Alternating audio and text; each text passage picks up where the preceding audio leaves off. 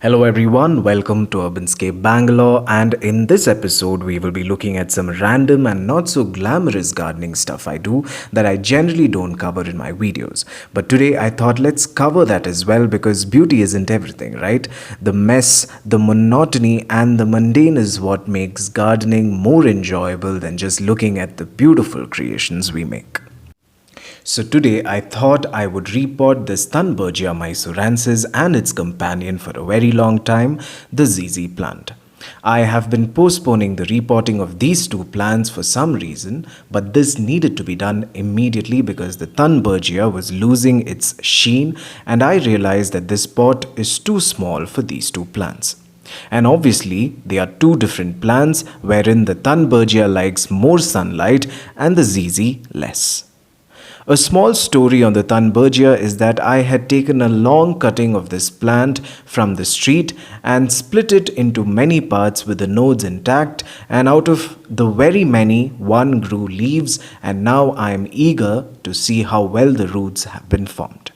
About the ZZ, I just have no clue how this got here. Now I will be removing the saplings from the container. Make sure you are gentle because these are plants still in their adolescent stage, so treat this with as much kid gloves you have at your disposal.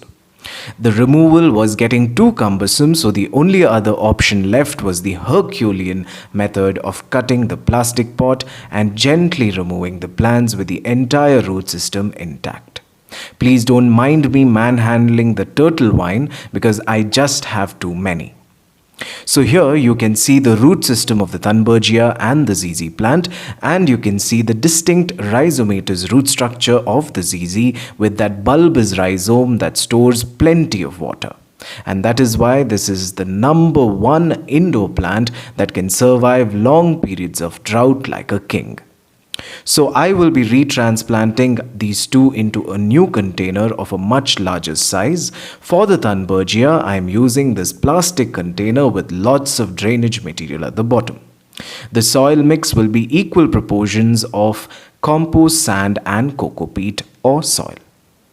Add the sapling and water it thoroughly to prevent transplantation shock. While transplanting, another tip is that you can use a teeny tiny amount of the old soil into the new container to make the plant feel comfortable in its new home.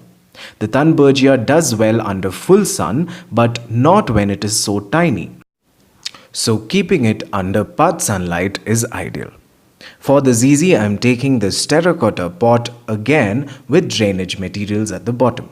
I will be using the same proportion of potting mix with sand, compost and coco peat.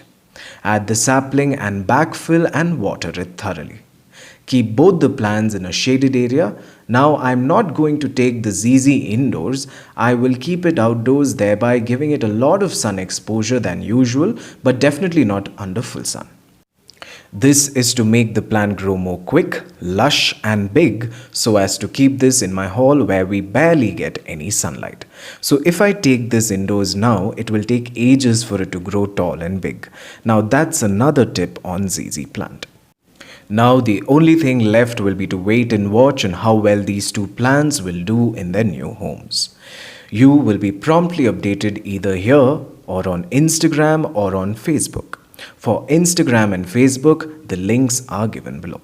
With this, we have come to the end of yet another episode of Urbanscape Bangalore, and if you like this video, please like, share and subscribe. Thank you for watching, and until we meet again, goodbye.